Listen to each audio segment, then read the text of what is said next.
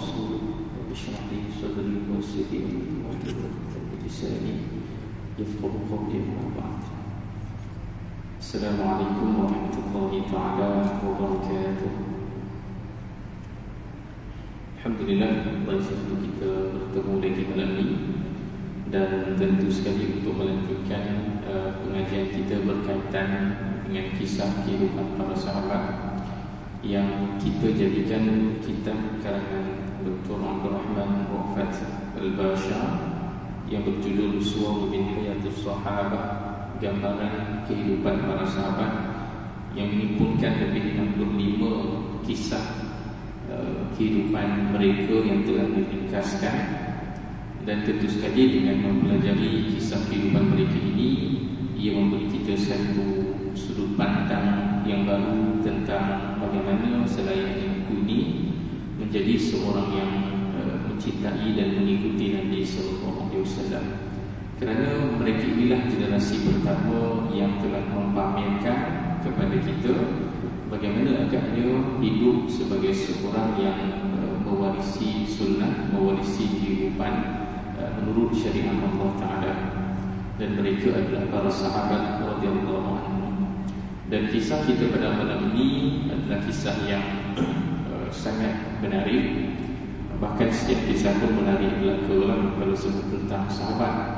Tetapi ini kisah yang unik kerana kita akan menceritakan kisah anak kepada orang yang menjadi penentang nombor wahid Nabi Sallallahu Alaihi Wasallam.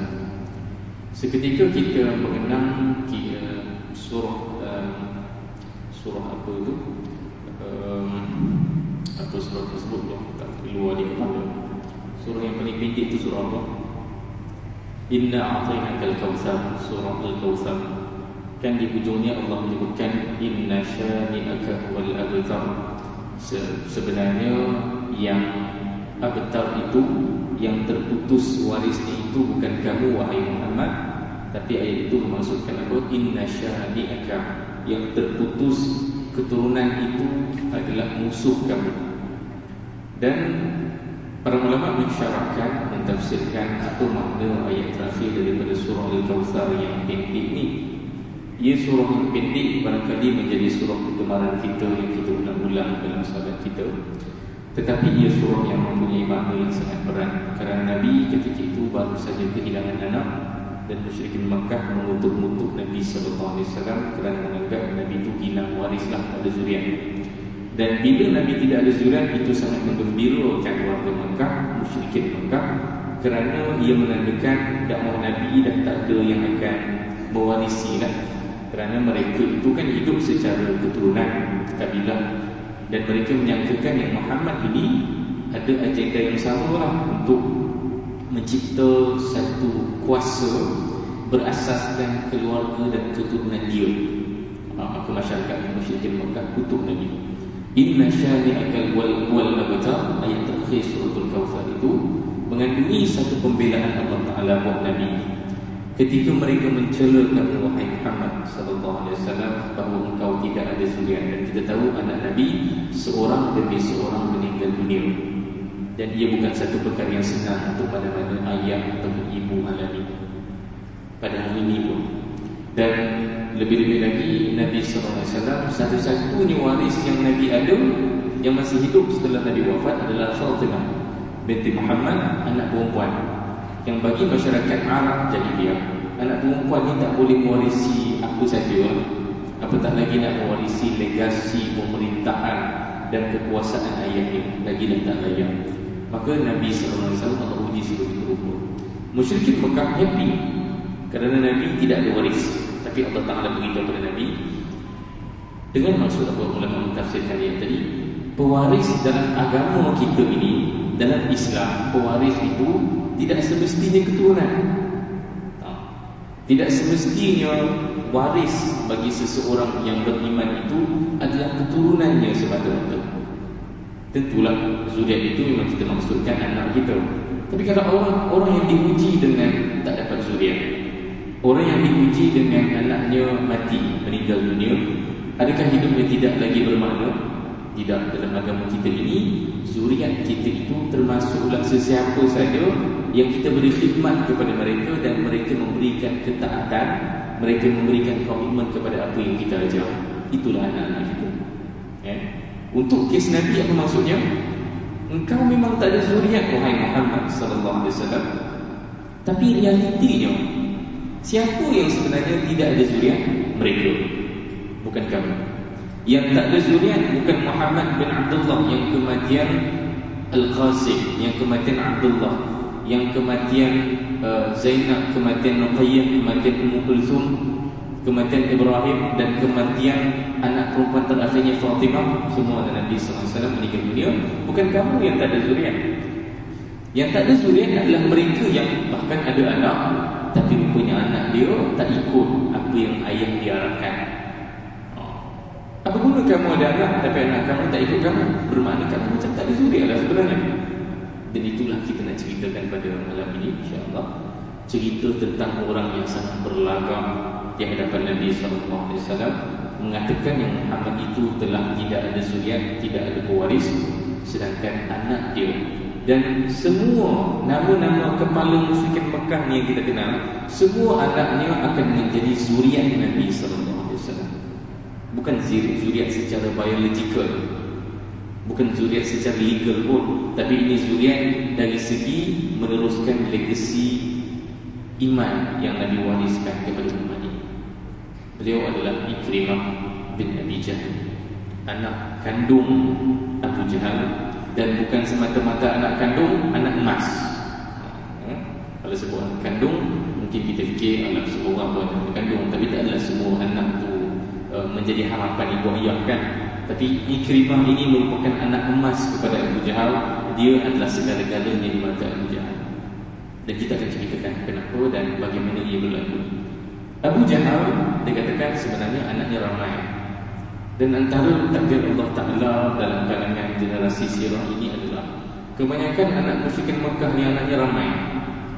Tapi para sahabat tengok anaknya kita kenal seorang, dua orang, tiga orang. Bahkan anak Nabi SAW sini pun hanya seorang saja yang survive setelah Nabi wafat, iaitu Fatimah. Abu Jahal ada ramai anak, tapi anak yang paling prominent, yang paling betul-betul menonjol dari segi kepimpinan, dari segi memiliki ciri Abu Jahal dalam diri dia adalah Ikrimah. Dan Ikrimah ini, apa buktinya? Kita akan lihat Ikrimah ini berada dalam macam-macam situasi dalam sirah, yang di mana situasi tersebut antara situasi yang paling kritikal sekali. Umurnya muda, tentu sekali anak Abu Jahal.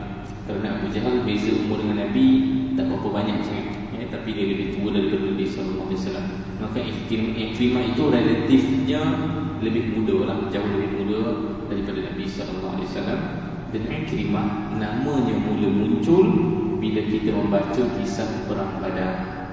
Inilah nama Ikrimah kali pertama yang berkumandang ketika peristiwa Perang Badar. Dan dalam Perang Badar, kita pun tahu Abu Jahal kan matinya Perang Badar. Abu Jahal itu kan yang menentang Nabi SAW, kakinya, tangannya telah ditebas oleh Mu'adh dan Muawiyah, dan dia telah dibunuh oleh Ibn Mas'ud.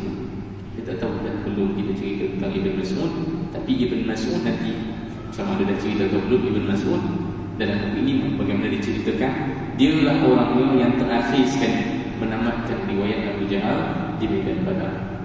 Dan Ikrimah setelah melihat apa yang berlaku di Badar, sebagaimana kisah Safwan ibn Umayyah, anak kepada Umayyah bin Khalaf, sebagaimana yang berlaku kepada anak-anak musyrikin Mekah yang mati ayahnya di medan Badar, anak-anak ini masing-masing nak balas dendam.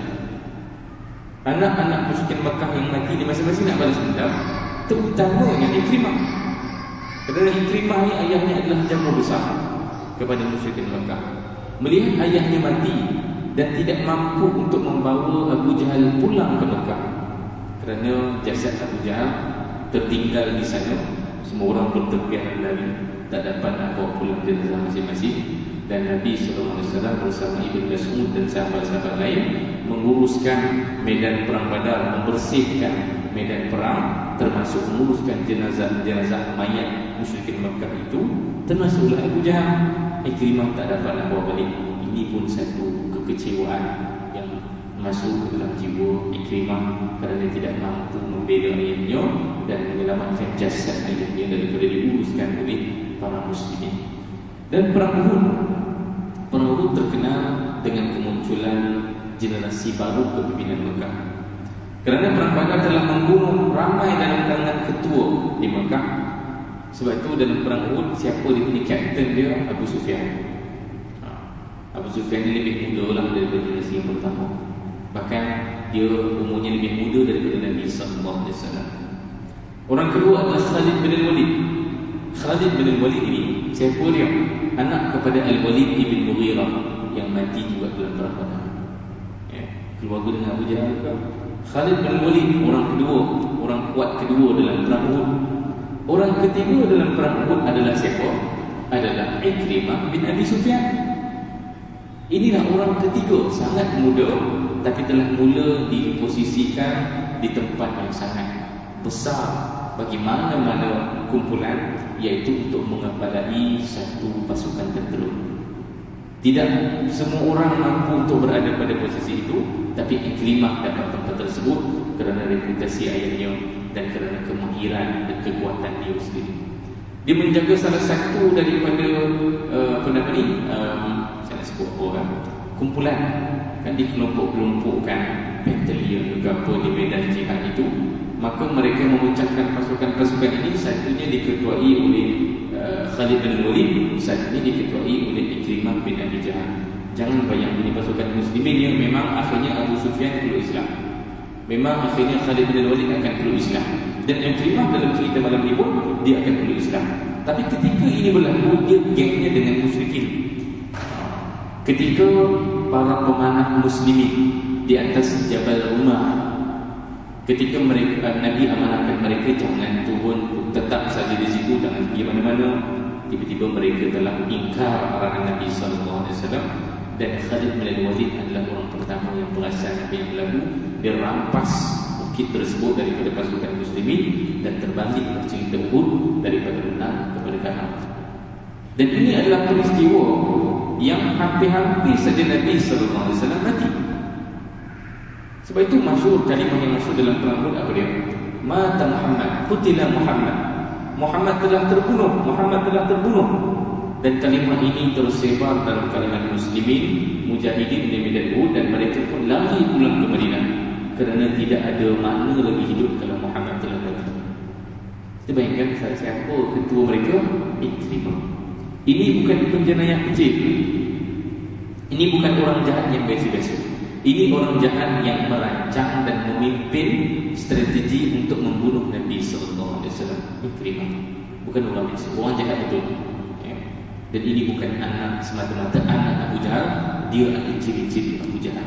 Sebagaimana Abu Jahal merencana, merancang dan mengepalai taktik dan juga kejahatan kepada Nabi SAW. Ikrimah pun begitu juga. Dalam perang Khandaq, Ikrimah juga namanya ada di situ.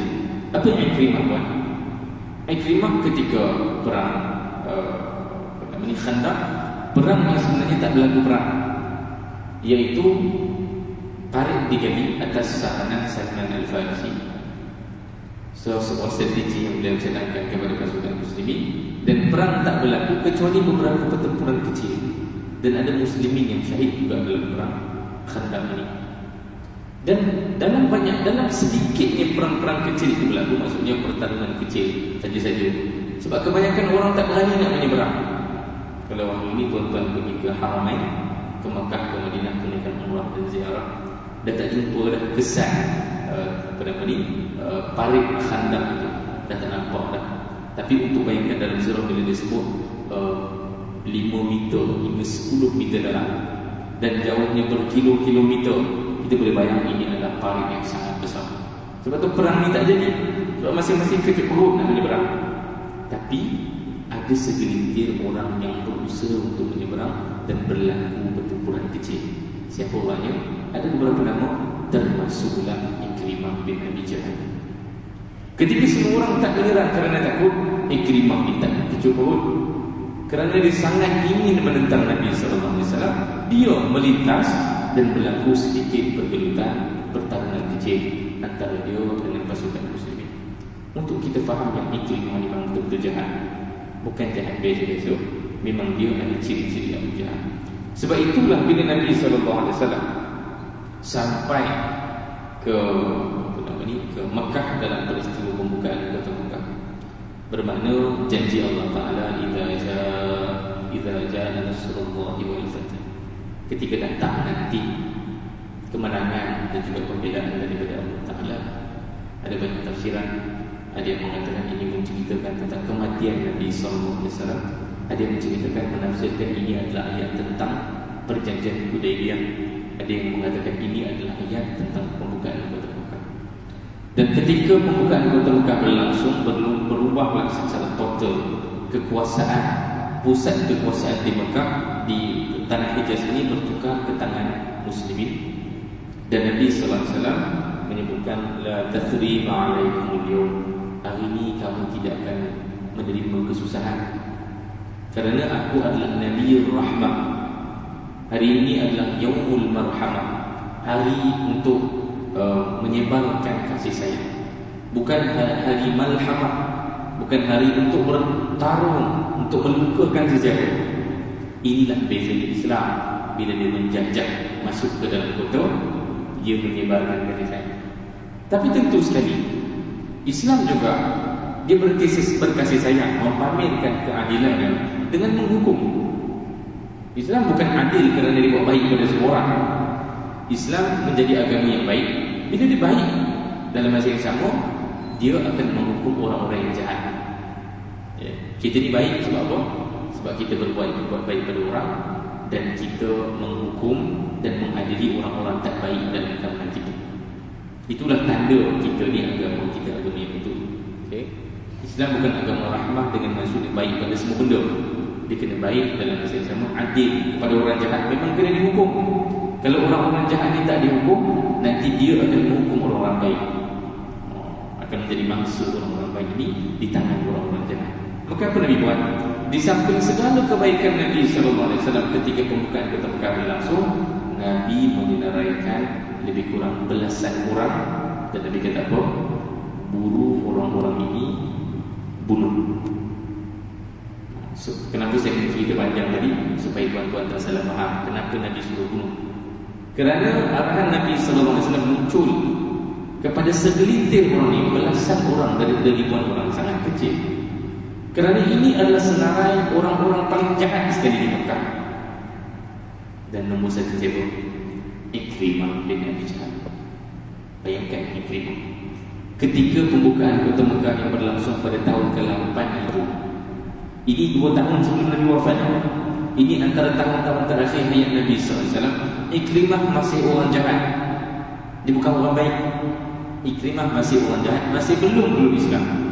Bahkan Nabi SAW telah menyenaraikan Ikrimah untuk menjadi salah seorang, bahkan nombor 1 dalam senarai yang wajib dibunuh, mengarahkan para sahabat untuk membunuh mereka. Dan ketika itulah Nabi SAW dapat tahu yang mempunyai Ikrimah ni awal-awal lagi dah sedar diri yang dia teruk sangat. Maka apa dia buat? Dia larikan diri. Bukan sahaja Nabi SAW, untuk kita faham keadilan Nabi, bukan saja Nabi mengadili dengan menceritakan orang ni kena dihukum. Orang yang nak kena hukum tak awal-awal lagi dah sedar dah memang dia layak dihukum. Maka Ikrimah pun larikan diri ke mana? Dia larikan diri ke Yaman. Dilarikan dirinya ke Yaman. Dan ringkas cerita ada sedikit dialog di sini, tapi saya mahu membawakan dialog khusus isteri Ikrimah dengan Nabi SAW. Ketika itu ada beberapa orang perempuan yang bertemu dengan Nabi SAW. Ada perempuan yang mengadukan tentang pasangan mereka. Ada perempuan yang bertanyakan kepada Nabi apakah nasib para perempuan. Kerana kebiasaannya dalam mana-mana perang zaman itu, zaman Middle Age, itu adalah zaman memang kalau berperang, hidup mereka sentiasa berperang. Dan orang yang vulnerable punya group, perempuan, anak kecil, haiwan, tumbuh-tumbuhan, Jangan fikir ini golongan yang akan terselamat. Semuanya akan mendapat kejahatan. Dengan perempuan kita tahu nasibnya. Dengan anak-anak memang mereka akan dipisah-pisahkan menjadi buruk. Inilah nasib golongan vulnerable pada zaman yang dulu ini perang saja. Dan para perempuan ini bertemu dengan Nabi SAW, bertanyakan kepada Nabi nasib mereka. Masya Allah, Nabi memberikan reply, Nabi berikan keputusan yang sangat indah buat mereka. Dan ada satu dialog kecil antara Nabi SAW dengan isteri Ikrimah yang namanya Ummu Hakim. Ummu Hakim di dalam sirah kita akan kenal paling kurang ada 3 orang. Ini pun sirah sahabiah. Buku ini cerita pada sahabat saja kan. Tapi ada nama-nama sahabiah juga. Ada buku lain yang ceritakan khusus tentang sahabiah. Sahabiah Haulul Rasul itu pengarang saja orang lain. Tapi buku itu sangat seronok juga untuk kita berkenalan dengan terperinci tentang kisah perempuan. Saya rasa sangat tidak adil kita cerita tentang lelaki saja. Harap ada peluang untuk kita cerita tentang perempuan juga. Sebenarnya tunggu habis buku ini dulu lah ya. Kecuali kalau ada kuliah peluang lain, kita ceritakan hanya tentang perempuan. Ummu Hakim ada 3 orang. Salah seorangnya adalah isteri kepada Ikrimah. Dan isteri Ikrimah ini bertemu dengan Nabi SAW dan disebutkan kepada Nabi, Ya Rasulullah, qad haraba minka Ikrimatu ila Yaman. Ikrimah telah larikan diri daripada kamu ke Yaman. Lihat ni, isteri Ikrimah, Ummu Hakim. Bila dia tahu Nabi senaraikan Ikrimah ni kena dibunuh, yang pertama apa? Dia yang orang pertama yang akan bocorkan suami dia dekat Yaman. Sepatutnya tak payah beritahu kan. Tapi Ummu Hakim yang kita cerita tadi, setelah dia menjadi muslimah, ada banyak cerita dalam ini. Dia terus seakan-akan otomatik secara 100% ketaatannya adalah pada Allah dan Rasulnya.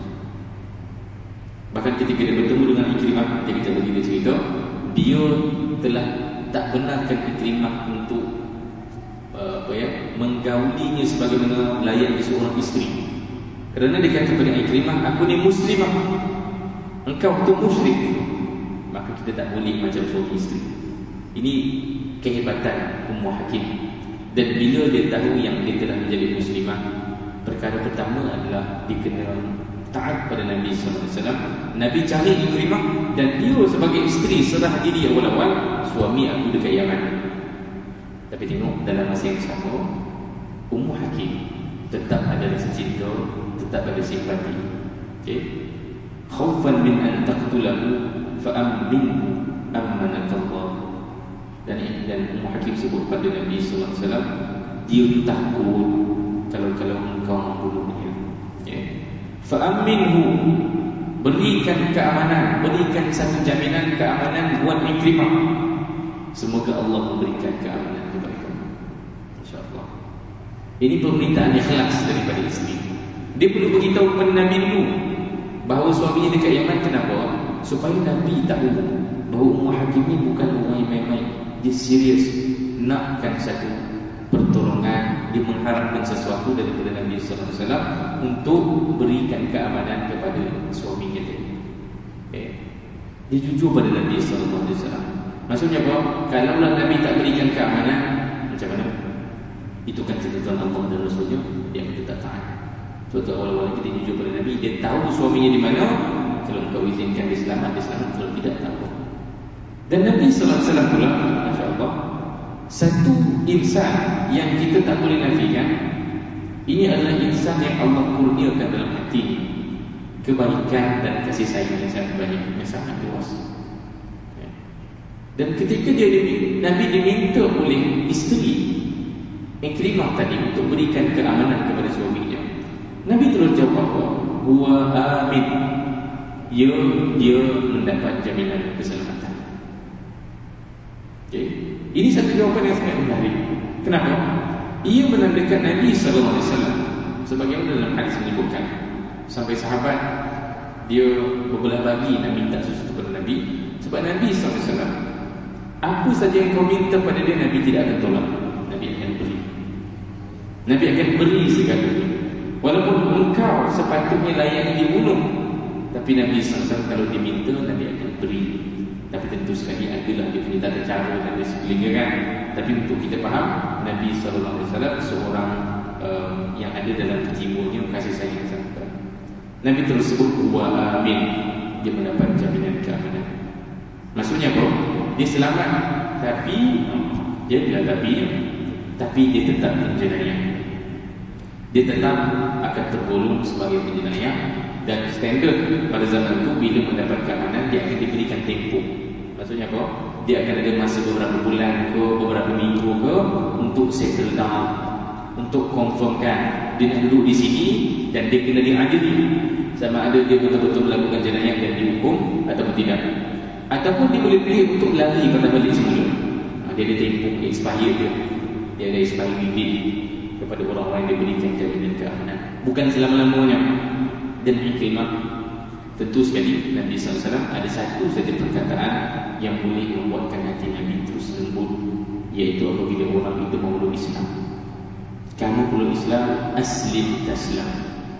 Semua surat yang Nabi utuskan kepada mana-mana pembesar dunia pada ketika itu, kandungan yang sama ialah aslim taslam. Kalau kamu peluk Islam, selesai, selamat. Aku dah tak nak apa-apa. Para pembesar, para raja, peluklah Islam. Itu saja yang aku minta. Aku tak nak minta benda lain. Aku tidak akan rampas kuasa kamu. Tapi kamu akan terus berkuasa di situ dengan syarat patuh kepada syariat Allah Ta'ala. Ini satu standard amalan Nabi SAW. Bahkan buat Abu Sufyan, buat Ikrimah, kalau dia peluk Islam, selesai. Itulah yang Nabi nak. Dan ketika Ummu Hakim dapat tahu yang Nabi berikan keamanan, keselamatan, jaminan buat suami dia tadi, dia pun pergi mencari Ikrimah. Dan akhirnya dia bertemu Ikrimah di satu tempat. Ada yang kata dialog ini bukan antara isteri dan suaminya. Dalam buku ini tak sebut begitu. Tapi kita memudahkan cerita, kita ambil tantangan yang mengatakan indahnya antara Ikrimah dengan isterinya, iaitu ketika Ikrimah bertanya kepada Ummu Hakim, kaifa ukhlis, bagaimana aku nak lepaskan diri aku daripada Muhammad sallallahu alaihi wasallam? Isterinya berkata, taqulu asyhadu an la ilaha illallah wa anna Muhammadar Rasulullah. Engkau cakap je lah asyhadu an la ilaha illallah wa asyhadu anna Muhammadar Rasulullah. Kerana Ikrimah risau diri dia, mungkin dia dapat keamanan, tapi sampai berapa lama?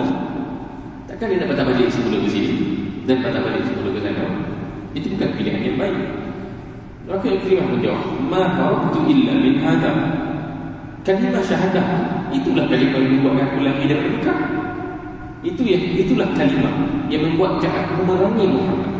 Itulah kalimah yang membuatkan aku sentiasa menjauhi Muhammad sallallahu alaihi wasallam. Dan ketika itulah Ikrimah akhirnya bila dapat tahu yang dia mendapat keamanan, dia pun pulang saja ke Mekah. Yang penting dia tahu ya, barangkali kalimah syahadah boleh menyelamatkan dia, tapi jiwa jahiliyah ini masih melebar. Dia pulang ke Mekah. Dan masyhurlah satu hadis daripada Nabi sallallahu alaihi wasallam. Dan hadis ini sangat banyak faedahnya. Hadis tersebut berbunyi, sayatikum Ikrimah. Ikrimah on the way. Tak ada siapa tahu apa akan jadi. Adakah Ikrimah akan peluk Islam?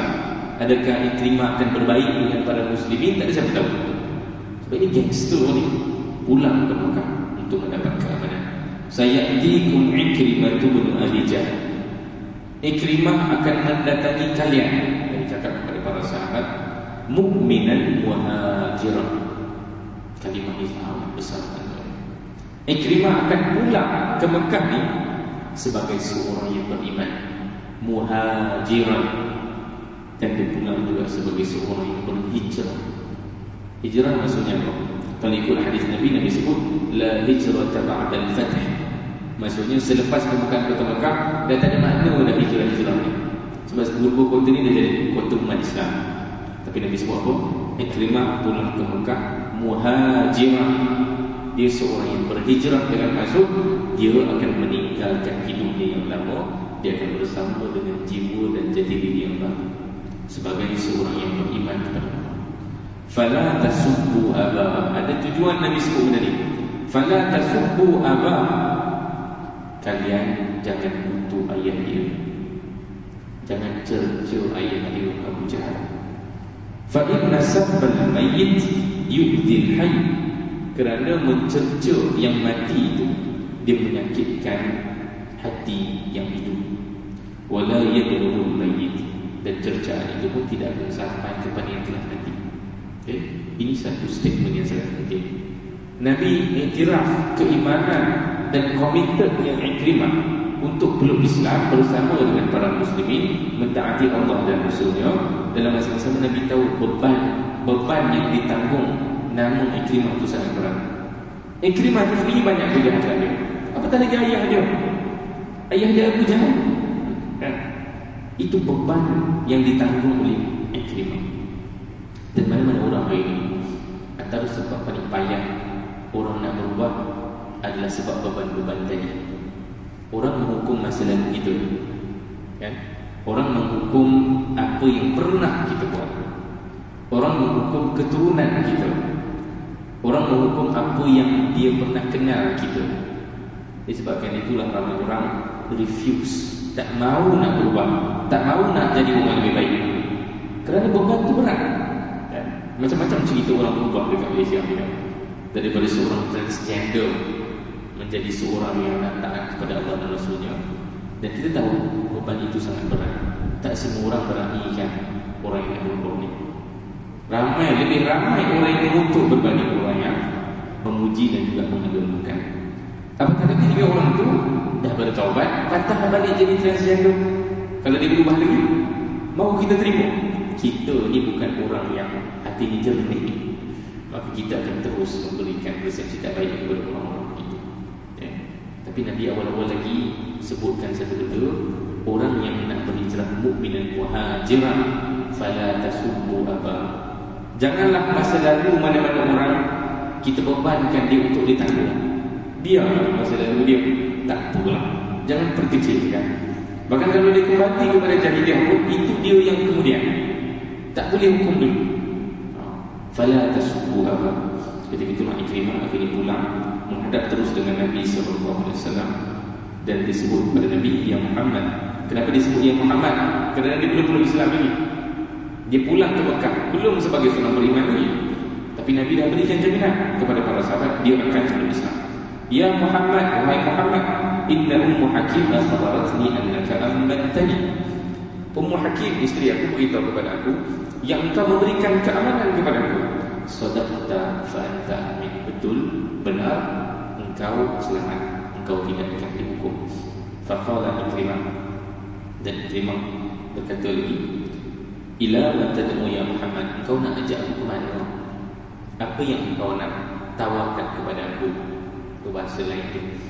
Kerana selama beberapa tempoh yang diberikan peluang keamanan buat Ikrimah ini, tentu ada sesuatu yang Nabi harapkan. Dan Nabi sebut apa? Ad'uka ila an tashhada an la ilaha illallah wa anni 'abdullahi wa rasuluh wa an tuqima as-salata wa an tu'ti az-zakah. Dan Nabi sebutkan seluruh asas-asas rukun Islam kepada Ikrimah bin Abi Jahal supaya dia faham apa yang menjadi misi besar, apa yang menjadi tanggungjawab besar bila dia sudi bersama dengan Nabi SAW dan mendapat keamanan selama-lamanya. Bila mendengar semua itu, Ikrimah sebut apa? Wallahi ma da'amta illa al-haq wa ma amarta illa bi khair.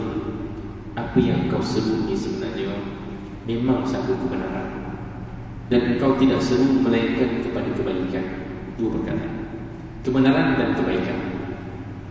Kedua-dua ini masuk menyentuh hati Ikrimah dan akhirnya dia beri Islam. Kebenaran satu perkara, kebaikan satu perkara yang lain. Ini pun kadang-kadang kita tak seimbang bila kita nak menceritakan tentang agama kita atau kita nak bergaul dengan orang. Kebenaran agama Islam satu hakikat, semua orang tahu, Muslim, semua Muslim tahu. Tapi kebaikan agama ini perlu dirasai.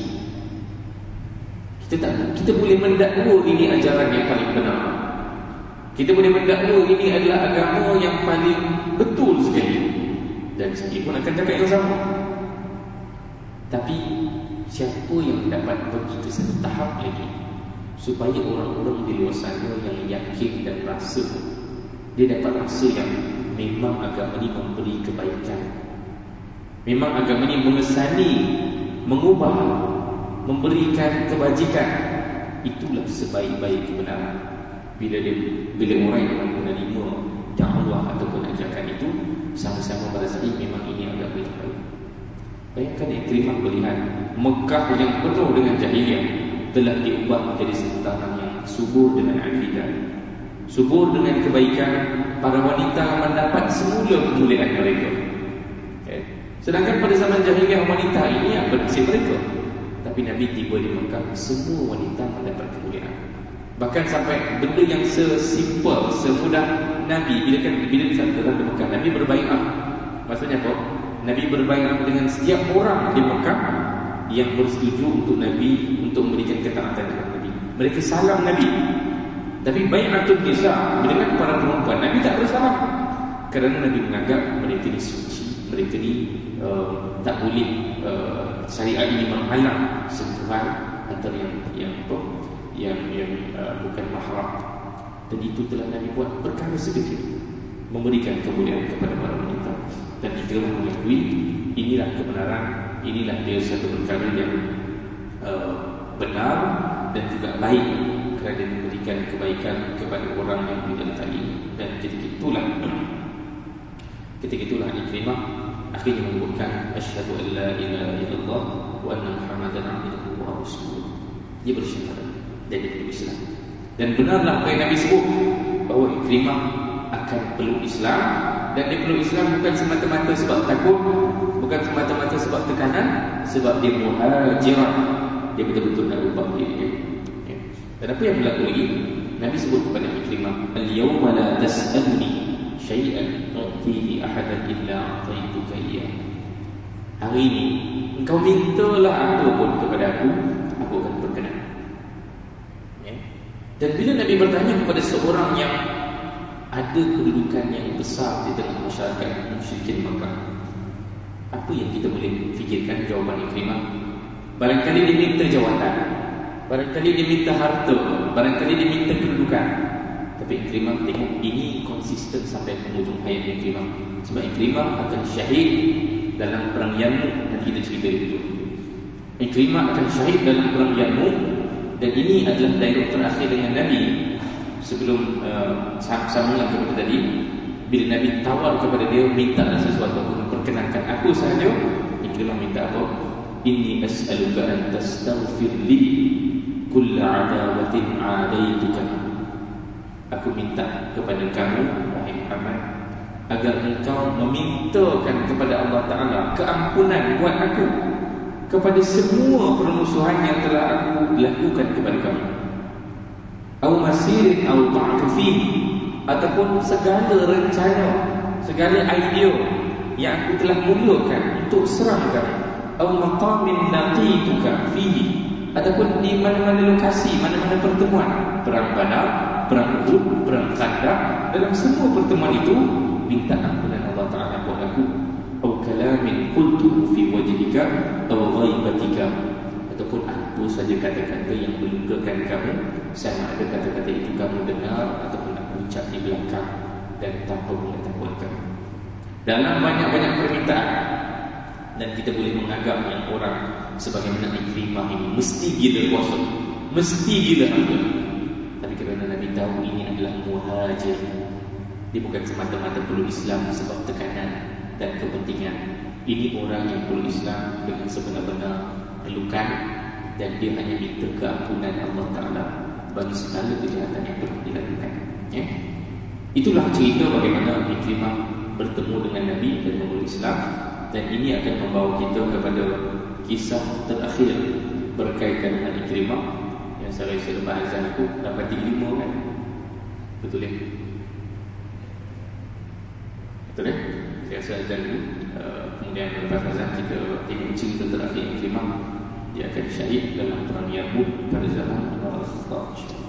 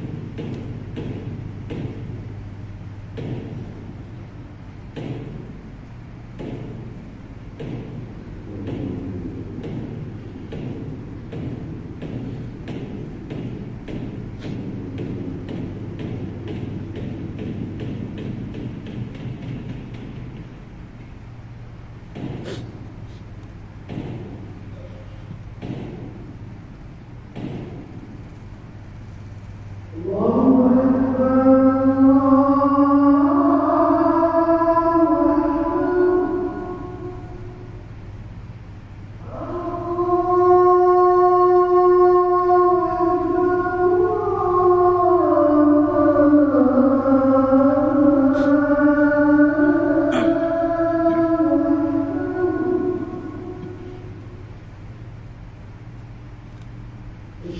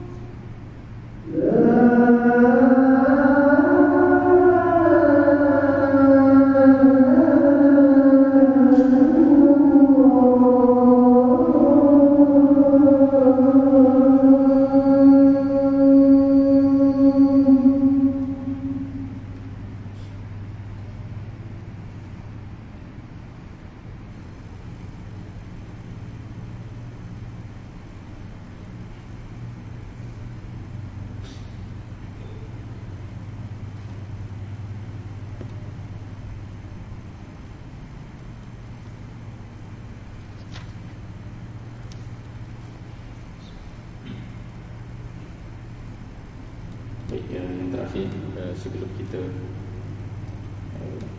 salat, iaitu kisah wafatan Ikrimah. Ringkas cerita, ini berlaku dalam medan Yarmouk, medan yang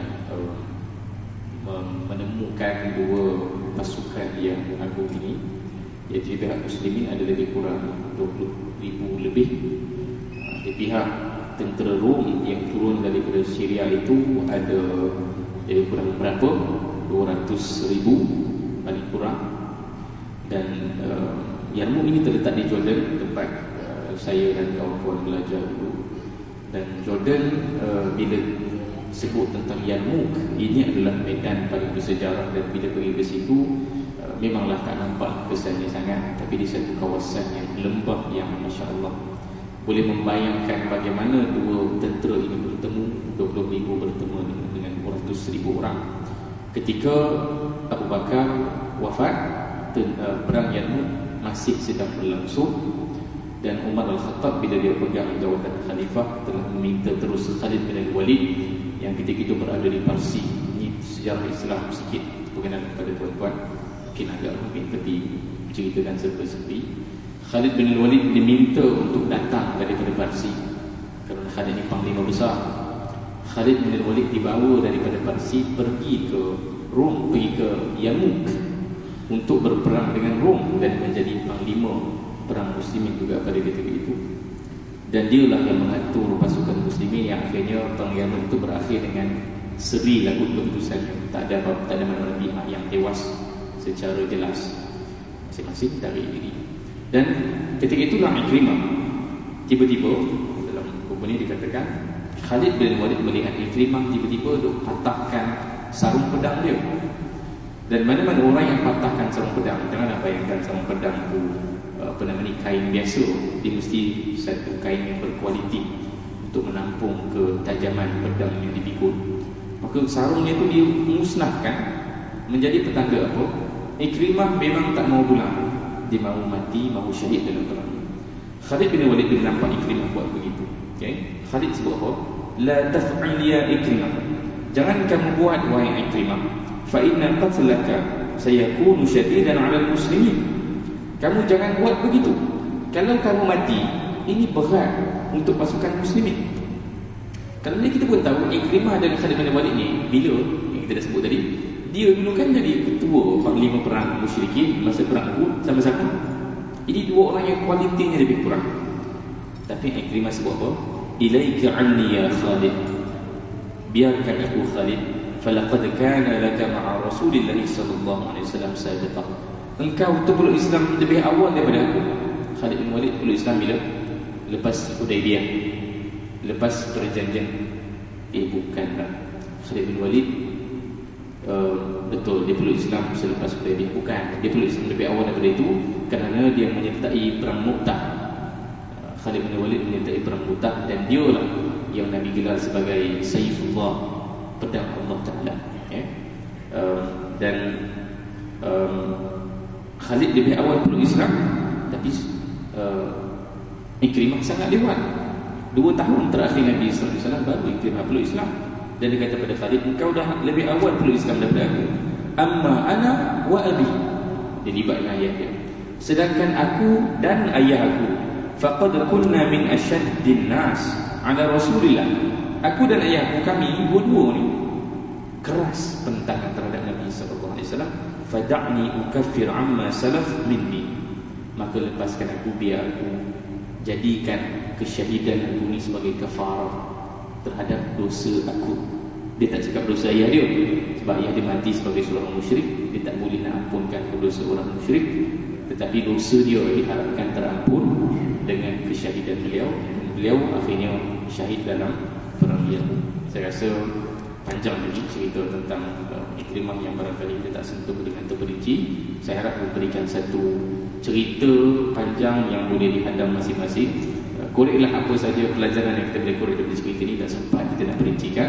Yang penting Ikrimah adalah watak yang luar biasa, ayahnya dengan penuh kejahatan, dan beliau adalah seorang anak yang akhirnya peluk Islam walaupun sangat lewat, tapi membuktikan bahawa dia seorang yang betul-betul mukminan muhajiran, bukan terpaksa, bukan pilih saja-saja, memang betul-betul seorang yang beriman dan memilih untuk komited dengan Islam. Allahu a'lam. Aqulu qawli hadza, astaghfirullah li wa lakum. Assalamualaikum warahmatullahi wabarakatuh.